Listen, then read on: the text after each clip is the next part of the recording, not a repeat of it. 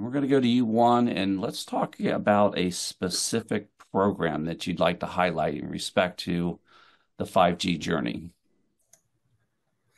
Ooh, that's hard. Well, first and foremost, it's hard just to call out one. I think what Tom and his group have done have been phenomenal for the department.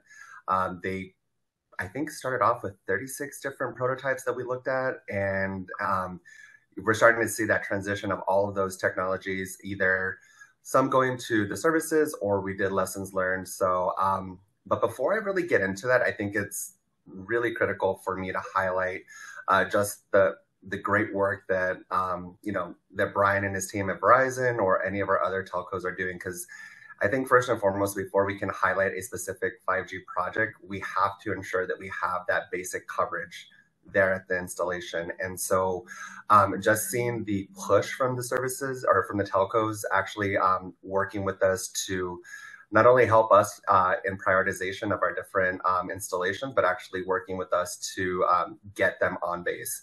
One of the things that I didn't cover before was the whole siting issue. And for most of you who don't know what the siting issue is just actually getting the telcos on base so that they can actually build out that infrastructure. So kudos to Brian and his team at Verizon, to all the other telcos for working with us just to actually get that 5G infrastructure first and foremost on base.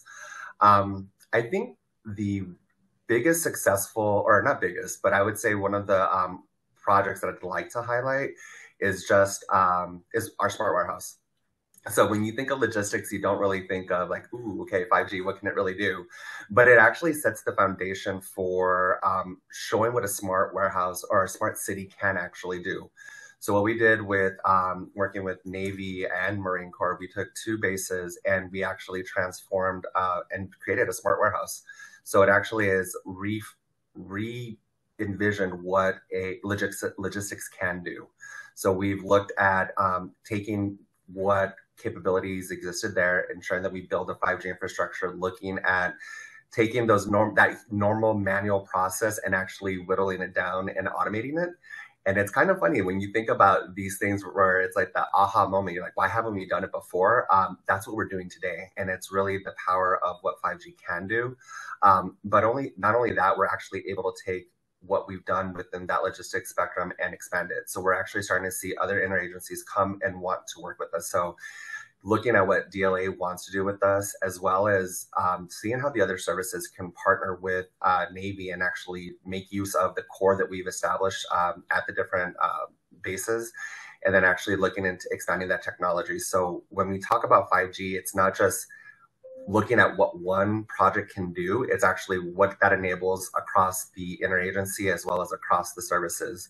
And it really is a testament to looking at how we within the department are trying to maximize 5G. So as we know, resources are limited.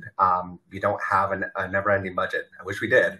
Actually, I wish I had that in my own bank account. But what we try to do is when we create something, when we adopt it and we're scaling it to the enterprise, it's really looking at how other services can benefit from that. So that's just an example of what we've been able to do. So it started off with a need, looking at what we can do with contested logistics, automation, automating it, looking at what we can do from just taking that normal manual process, scaling it. We can now look at what the effects are and actually building a smart installation, and then leveraging that technology and ensuring that we can now pair off and look at other installations and make use of that one investment. So that's just one of many things that we've done. Tom can probably go into a lot more. Like I said, there's over 27 or 36 projects that we started with. Absolutely. Yeah.